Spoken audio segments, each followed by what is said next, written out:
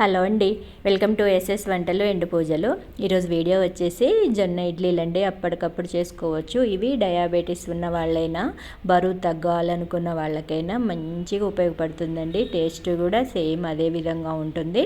చేయటం కూడా చాలా ఈజీగా చేసుకోవచ్చు. మనం ఏ జొన్నలైనా లేదంటే రవ్వ నానపెట్టాల్సిన అవసరం లేకుండా జొన్న పిండితో చేసి చూపిస్తున్నాను. అందుకోసం 1 కప్పు జొన్న పిండి తీసుకోండి. తర్వాత ఇందులో సగం కప్పు సుజీ రవ్వ తీసుకోండి, బొంబాయి రవ్వ. తర్వాత 3/4 కప్పు కర్డ్ తీసుకోండి. కర్డ్ కొంచెం పుల్లగా ఉంటే బాగుంటుంది.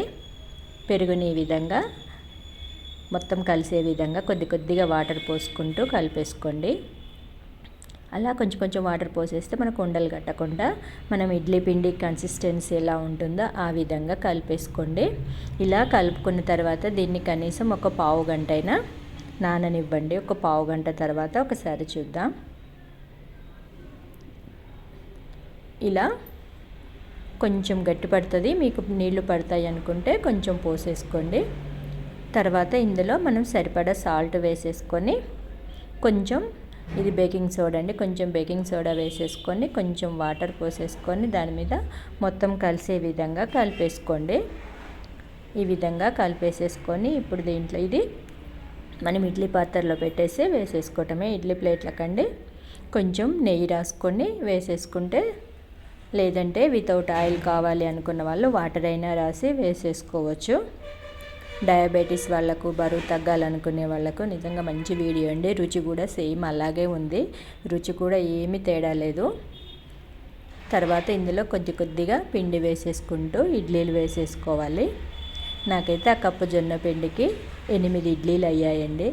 8 ఇడ్లీలు చూసారు కదా. ఈ విధంగా వేసేసుకొని ఇప్పుడు దీన్ని ఒకదాని మీద ఒకటి పెట్టేసుకొని ఇడ్లీలు ఇలా కొంచెం ఆపోజిట్లో పెట్టేసుకుంటే వాటర్ అనేది పడకుండా 5 మినిట్స్లో మనకు ఉడికిపోతాయి. చూసారు కదా, కలర్ కూడా జొన్న పిండి కాబట్టి ఈ విధంగా వచ్చాయి. మొత్తం జొన్న పిండి అండి. నేను జొన్నలు పట్టించేసి పొట్టు జల్లెడ కూడా పట్టలేదండి. అందువల్ల ఆ పొట్టు కూడా మనకు మంచిది కదా అనేసి నేను ఈ విధంగా చేశాను. మనకు సూపర్ మార్కెట్లో దొరికే జొన్న పిండి అయినా కూడా చేసుకోవచ్చు. పిల్లలకు కూడా ఎంతో హెల్దీ అండి. ఈ విధంగా చేసి ఇది చట్నీనైనా, సాంబార్, ఇలా మన చాయ్స్ దేనితోనైనా కూడా సర్వ్ చేసుకోవచ్చు. రావటం కూడా అండి మంచి స్పాంజీగా వచ్చాయి. చాలాసేపు వరకు కూడా మెత్తగా ఉన్నాయి. జిగురు అనేది అసలు ఏమీ లేదండి, అంత బాగా వచ్చాయి. చూసారు కదా. దీన్ని చట్నీతో తీసుకుంటే చాలా అంటే చాలా రుచిగా ఉంటాయి. ఓకేనండి, మీకు ఈ వీడియో నచ్చిందండి. నచ్చితే ఒకసారి లైక్ చేసి, షేర్ చేసి, సబ్స్క్రైబ్ చేసుకోండి. అదేవిధంగా మీ ఫ్రెండ్స్కి, బంధువులకు షేర్ చేయండి. ఈ వీడియో నచ్చితే లైక్ చేయడం మాత్రం మర్చిపోవద్దు. అదేవిధంగా మీకు ఎలా వచ్చిందనేది కూడా నాకు కామెంట్ చేయండి. చాలా అంటే చాలా బాగా వచ్చాయి.